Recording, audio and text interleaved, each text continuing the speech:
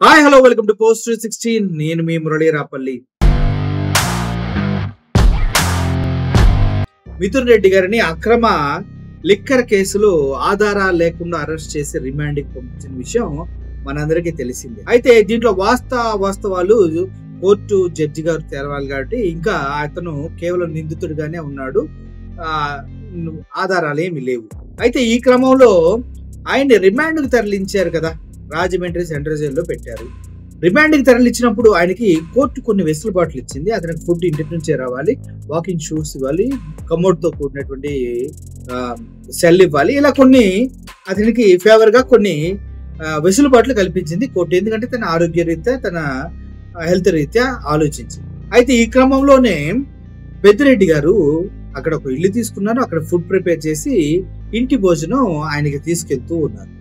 ఇంటి భోజనం ఆయనకి తీసుకెళ్లే క్రమంలో ఎప్పుడైతే పెద్దిరెడ్డి గారు ఆ జైలు ప్రాంగణానికి వచ్చారో రూల్స్ ఏంటి, పెద్దిరెడ్డి గారు ఆయన తరఫున గన్ మ్యాన్ మాత్రమే లోపలికి వెళ్ళాలి, వాళ్ళ డ్రైవర్ కానీ ఇంకొకరు కానీ ఆయన సహాయకులుగా రాకూడదు, ఇలా చాలా రూల్స్ పోలీసులు కూటమి ప్రభుత్వం కలిసి కొన్ని పెట్టారు. సరే, అయితే ఏమవుతుంది, పెద్దిరెడ్డి గారికి చేయి ఫ్రాక్చర్ అయింది.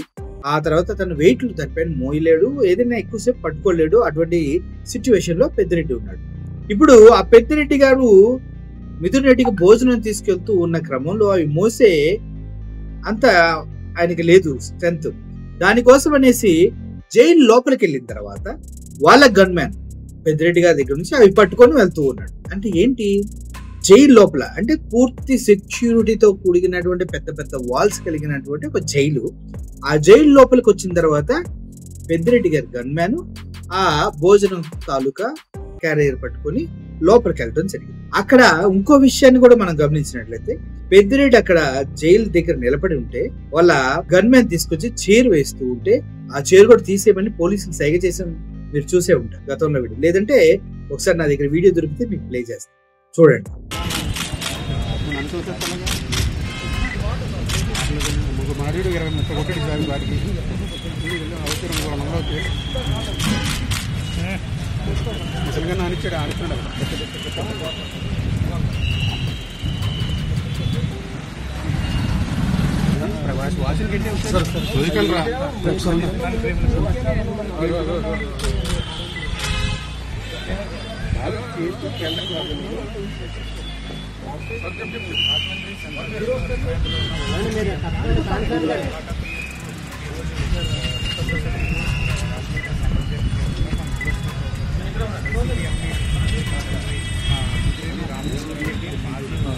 వచ్చేది చేద్దామండి, వచ్చేది కనపడుతుంది.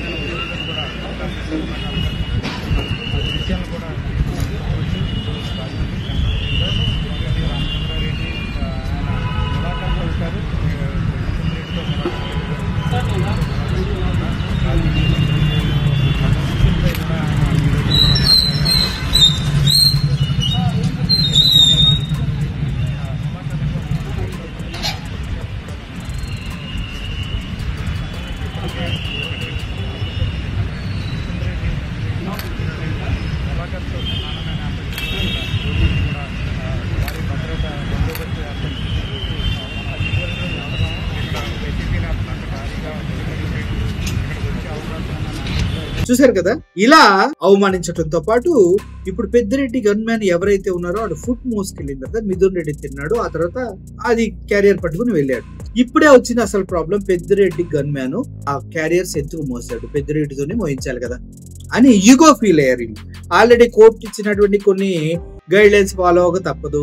సో ఈ క్రమంలో వాళ్ళు అనుకున్నట్టుగా మిథున్ రెడ్డిని హింసించలేకపోతున్నాం, టార్చర్ చేయలేకపోతున్నాం, పోసాని కృష్ణమురళిని టార్చర్ చేసినట్టు, అదేవిధంగా వల్లభనేని వంశీని ఇబ్బందులు పెట్టినట్టు చేయలేకపోతున్నాం అనే బాధలో ఉంచి వచ్చినటువంటి ఒక రకమైనటువంటి ఆ కుళ్ళు ఈర్ష్యతో పాటు బాధతోటి ఏం చేయాలో తెలియక పెద్దిరెడ్డి గన్ మ్యాన్ ని సస్పెండ్ చేయడం జరిగింది. ఎవరు? ఎస్పీ మణికంఠ గారు, మన గౌరవనీయులైనటువంటి రాష్ట్ర హోమ్ మినిస్టర్ గారు ఉన్నారో లేదో తెలియదు కానీ ఉన్నారు. హోమ్ మినిస్టర్ గారు అనిత గారు ఉన్నారు కదా, అనితమ్మ గారు, ఆవిడ కలిసి ఆ గన్ మ్యాన్ ని సస్పెండ్ చేయడం జరిగింది. ఎందుకు? ఆ క్యారేజ్ మోసుకెళ్ళింది. ఓకే ఫైన్, రూల్స్ ఏంటి? గన్ మ్యాన్ గన్నే మోయాలి, ఏదైనా అటాక్లు జరిగితే కాపాడాలి. జైలు లోపల కూడా, లోపలికి వెళ్ళిన తర్వాత కూడా ఇంకా security. What a logic madam? అంటే జైల్లో కూడా ప్రాపర్ సెక్యూరిటీ ప్రొవైడ్ చేయలేరు అనమాట ఎవరికి కూడా. అంత చేత కాకుండా ఉన్నారా మేడం జైలు అధికారులు? ఓకే, దాన్ని మీరేమేం చేసుకోండి. కానీ అయితే అనితమ్మ గారు ఏమంటారు? Rule is rule, rule for all. Rule is rule, rule for all అంట. ఓకే, నేను కూడా ఒప్పుకుంటా. గన్ మ్యాన్ క్యారియర్ బాక్స్ లో పట్టుకోవడం తప్పే. ఓకే, వాళ్ళ డ్రైవర్ని ఎవరిని మీరు అలౌ చేయలేదు కదా, మీకు సెక్యూరిటీ లేదు కదా జైల్లో, కరెక్టే. మరి బహిరంగంగా మీ ఎమ్మెల్యే, మీ ఎమ్మెల్యేలు మీరంతా వాళ్ళతో బ్యాగులు, టిఫిన్ బాక్సులు, చివరికి పిల్లలు చెప్పులు కూడా మోయిస్తారు కదా, మరి దాన్ని ఏమనాలి? మాధవి గారు తెలుసు కదా మేడం, మాధవి, రెడ్డప్ప గారి మాధవి ఏదో అంటారు.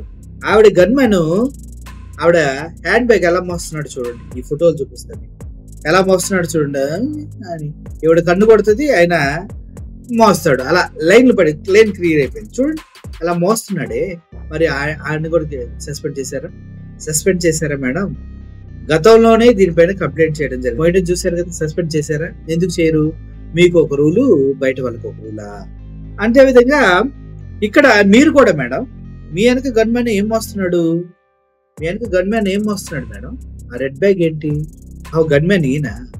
మీ సెక్యూరిటీ ఏం మోస్తున్నారు? మీకు సెక్యూరిటీ కూడా బ్యాగులు మోయటం ఏంటి చండాలంగా అని అడుగుతున్నారు మేడం. మరి దానికి మీరు ఏం సంబంధం? వాళ్ళు కూడా సస్పెండ్ చేస్తారా? చేయండి మరి చూద్దాం. కక్ష సాధింపు అంటే ఇంత దిగజారి సాధించకూడదు మేడం, చాలా చీప్ గా ఉంది. ఎందుకంటే మిథున్ రెడ్డికి 1 తారీఖు వరకు ఏమో అంతే రిమాండ్, తర్వాత బయటకు వచ్చేస్తాడు ఆయన. తనపైన అలిగేషన్స్ అన్ని మీరు ప్రూవ్ చేసే సత్తా, దమ్ము, ధైర్యం సిట్కి, పోలీస్ డిపార్ట్మెంట్ ఉందో లేదో కోర్టులు నిర్ణయిస్తాయి. ఎందుకంటే ఆల్రెడీ అంతకుముందే కోర్టులు సిట్ ని విచారించడం కోసం మిథున్ రెడ్డి కావాలన్నప్పుడే చెప్పాయి, మీరు కక్షపూరితంగా ఇటువంటి చేస్తున్నట్లయితే ఫ్యూచర్ లో దీన్ని నిరూపించకపోయినట్లయితే మీ పైన తీవ్రమైనటువంటి చర్యలు తీసుకోబడతాయి అని చెప్పేసి కోర్టు ముందే హెచ్చరించింది. అంటే కోర్టుకు తెలిసి ఇది రాంగ్ డైరెక్షన్ లో వెళ్తుందేమో అని డౌట్. ఒక పైసా రికవరీ చేయలేదు, 3,000 కోట్లు అంటారు, ఎలక్షన్ లో ఖర్చు పెట్టారంటారు. ఎలక్షన్ లో ఖర్చు పెట్టారంటే ఎలక్షన్ లో ఎవరు ఖర్చు పెట్టారు? 3,000 కోట్లు జగన్మోహన్ రెడ్డి వైఎస్ఆర్సీపీ పార్టీ ఖర్చు పెట్టింది. ఖర్చు పెట్టినప్పుడు ఎవరికి ఇచ్చారు? ప్రజలకు ఇచ్చారు. అంటే ప్రజలకు ఇస్తే ఎలక్షన్ కమిషన్ డబ్బులు పంచడాన్ని ఆపలేకపోయిందా, లేదంటే దాన్ని గమనించలేకపోయిందా? ప్రజలు కూడా దొంగతనంగా డబ్బులు తీసుకున్నారు కాబట్టి ఇప్పుడు ఆంధ్రప్రదేశ్ లో ఉన్నటువంటి 4.5 కోట్ల మంది, 5 కోట్ల మంది కూడా నిందితులు. అంతేనా? అంటే ఎలక్షన్ కమిషన్ కి చేతకాల, పోలీస్ డిపార్ట్మెంట్ కి చేతకాల, ఎవరికి చేతకాల? అంటే ఇప్పుడు డబ్బులు పంచారని మీ గవర్నమెంట్ చెప్తూ ఉంది, అది తప్పే. గోల్డ్ కొన్నారన్నారు, అది తప్పే. అమెరికాలో ఏదో స్థలాలు కొన్నారు, అది తప్పే. యుగాండాలో ఏదో కొన్నారన్నారు, అది తప్పే. చివరికి ఇన్ని చేసిన తర్వాత డబ్బులు ఎక్కడున్నాయో 1 రూపాయి కూడా చూపించలేక కొట్టుకొని చివరికి మిథున్ రెడ్డిని ఏదో అరెస్ట్ చేయాలి, ఏదో చేయాలని ఏదో పీకుతున్నారు. అది అందరికీ తెలిసిన విషయమే. మీ టార్గెట్ జగన్మోహన్ రెడ్డి, పెద్ద తల బాస్ అంటున్నారు. కానీ బాస్ దగ్గరికి వెళ్ళి కనీసం అడిగే దమ్ము, ధైర్యం, సత్తా ఎవరికన్నా ఉందా? దమ్ముంటే జగన్మోహన్ రెడ్డి గారిని టచ్ చేయండి చూద్దాం. జగన్మోహన్ రెడ్డి గారి దగ్గరికి మీరు వెళ్ళి అరెస్ట్ చేసిన మరుక్షణం మీ కూటమి ప్రభుత్వం కూకటి వేలుతో సహా పీకి వేయడానికి మొదటి రోజు అదే. జీవితంలో తెలుగుదేశం అనే పార్టీ లేకుండా పోతుంది. అందులో ఎటువంటి సందేహం అన్నా ఉంటే check yourself once again. బయటకు వచ్చినప్పుడు జగన్మోహన్ రెడ్డి చుట్టూ ఉన్న సమూహాన్ని చూడండి, ఆయన వెంట నడిచే సైన్యాన్ని చూడండి, ఆయనతో నిలబడి ప్రాణాలు ఇవ్వడానికి సిద్ధంగా ఉన్నటువంటి కార్యకర్తలను చూడండి. మీరు వెళ్తే కనీసం రోడ్డు మీద ఈగ కూడా రావట్లేదు అంటే అర్థం చేసుకోండి మీరంటే ఎంత అసహించుకుంటున్నారో ప్రజలు. జగన్మోహన్ రెడ్డి అంటే ఎంత అభిమానం పెంచుకుంటున్నారో అర్థం చేసుకోండి.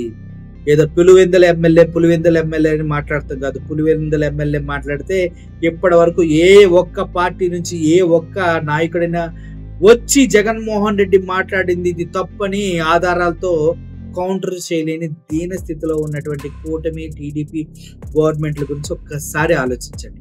ఆయన డాక్యుమెంట్స్ ముందు పెట్టుకుని టక్క మీడియా ముందు విశ్లేషణ చేస్తూ గంటన్నర ఓచకోత కాస్తుంటే కనీసం దాన్ని కౌంటర్ చేయగలిగే శక్తి సామర్థ్యాలు లేని so called yellow media, so called politician Chandrababu Naidu గారు, లోకేష్, పవన్ కళ్యాణ్ ఏ ఒక్కరు కూడా అది అబద్ధం, ఇది డాక్యుమెంట్ ఫేక్ అని చూపించే సత్తా లేని చెత్త గవర్నమెంట్ మంది అని అర్థం చేసుకోండి.